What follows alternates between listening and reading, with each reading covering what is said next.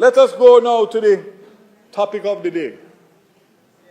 Ride-hailing services, for which we all know what took place over the weekend with the loss of life of a female teacher. It is imperative that I speak to the ride-hailing service.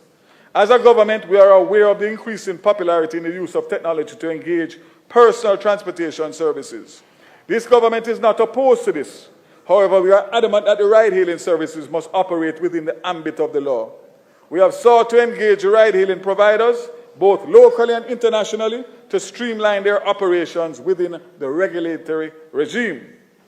Madam Speaker, I want to publicly state that the only overseas provider that has indicated their willingness to operate within the legal framework is Uber.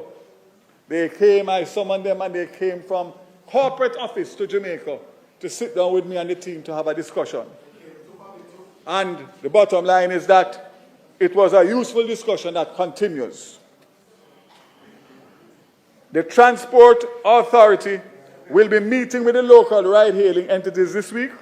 In this regard, Madam Speaker, Indrive remains outstanding.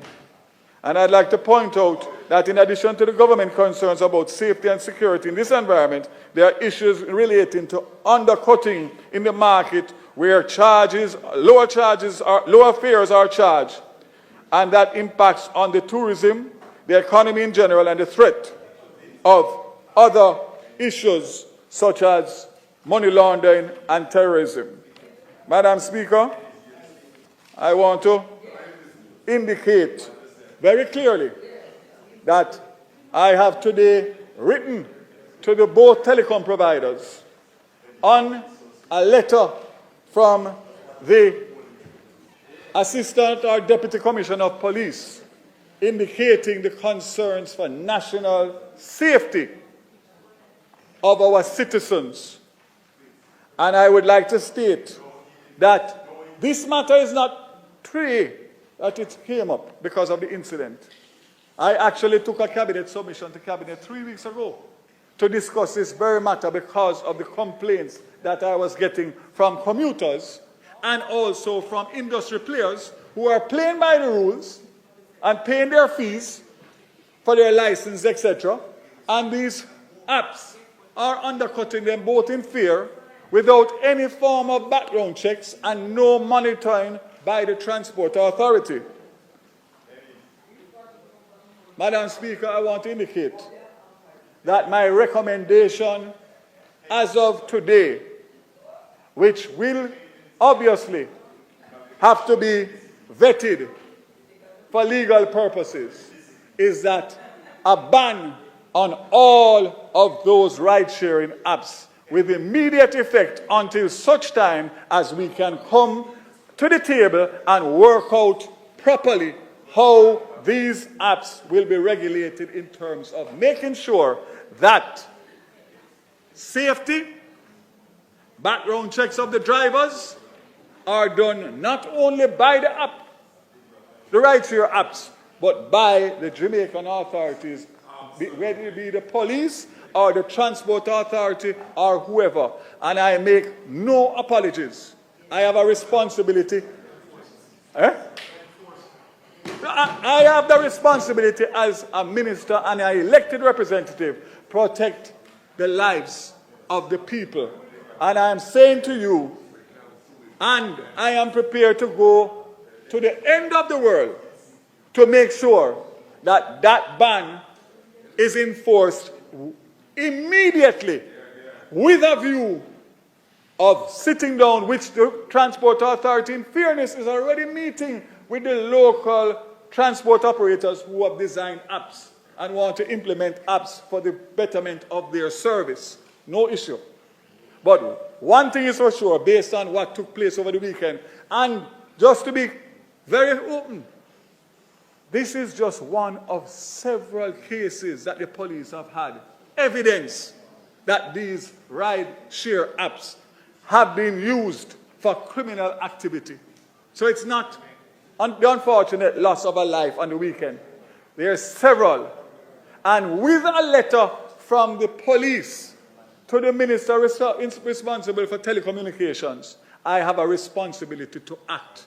And I am standing here today acting, and I will do everything to make sure that whatever is in the way, we clear it until such time as we have a proper regulated formula to reintroduce it. So I want to say to the people of Jamaica, I have heard and I am taking the recommended action that I believe is in the best interest of every Jamaican citizen across the length and breadth of Jamaica.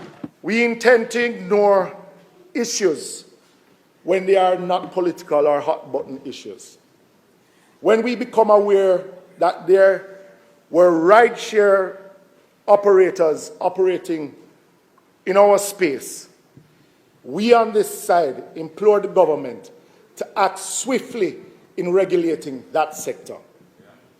We do welcome new businesses and entrepreneurs, but we must be guided by the laws of our land. And Madam Speaker, I'm going to repeat it as I said before. Be it a multinational that from overseas, or a big or small local operator, there are laws that govern the land of Jamaica.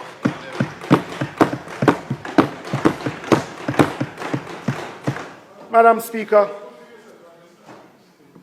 the ban could have been avoided because in 2019, in 2019, there was a former minister that stood up here and said we welcome them with open arms.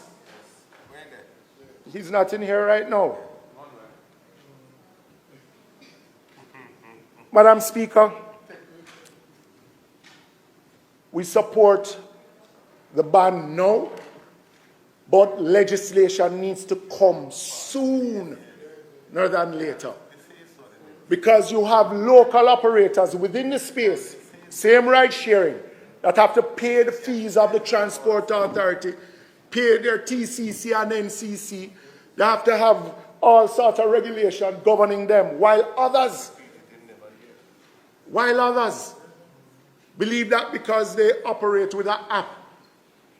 And we warned against the safety of commuters, because if anything was to happen to them, there's nothing in law that protects those. So, no, but Minister, you said it earlier. Because there's a story out there about an operator, an operator of one of those rideshare, who stepped out of the gun court. And soon after, he registered himself on one of the apps. And then he started to carry passengers, carried a passenger out to the airport, stepping out of the gun court. So this is something that should have been dealt with a long time ago, Minister. And again, I said some of the issues that we are facing are just bad policies, but better sooner than later.